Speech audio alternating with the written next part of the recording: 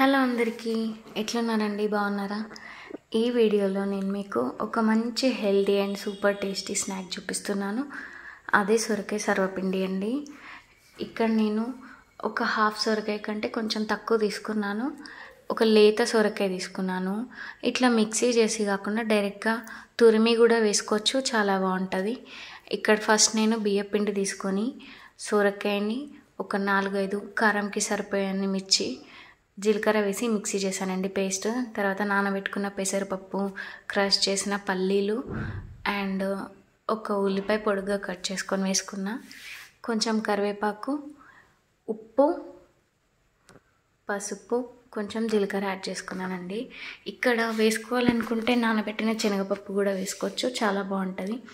నేను ఇది చేస్తున్నంతసేపు ఏదో మిస్ అయ్యాను, ఏదో ఇంగ్రీడియంట్ మిస్ అయింది అని చాలా ఆలోచించాను, గుర్తు రాలేదు. ఇట్లా వాయిస్ ఓవర్ ఇస్తుంటే గుర్తొచ్చింది, నువ్వులు వేయడం మర్చిపోయానండి. నువ్వులు చాలా మంచిది. అసలు సర్వపిండి నువ్వులు లేకుండా దాదాపు ఎవరు చేయరు.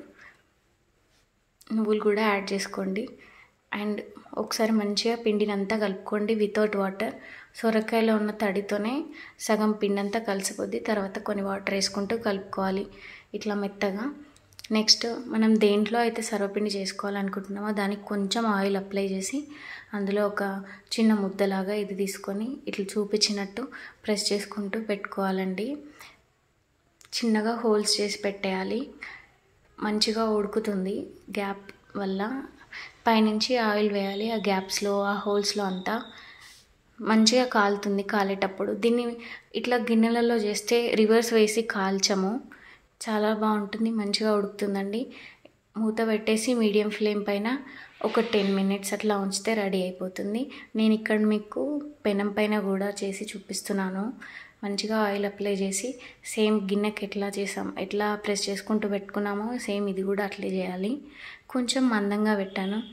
సర్వపిండి పెట్టిన రోజు కంటే తెల్లారి తింటే ఇంకా మంచిగా ఉంటుంది, టేస్ట్ ఎన్హాన్స్ అవుతుంది అనిపిస్తుంది. టీకి ఇది చాలా మంచి కాంబినేషన్ అండ్ బ్రేక్ఫాస్ట్గా కూడా తినొచ్చు, తప్పలేదు. దీనికి కూడా అంతే అండి, సేమ్ ఇట్లా హోల్స్ పెట్టుకొని మంచిగా కాల్చుకోవాలి. మంచిగా ఆయిల్ వేసుకోవాలి అందులో అండ్ స్టవ్ పైన పెట్టేసి మీడియం ఫ్లేమ్ పైన ఒక 5 to 6 మినిట్స్ అయిన తర్వాత దీన్ని నేను టర్న్ చేసి చూపిస్తాను మీకు.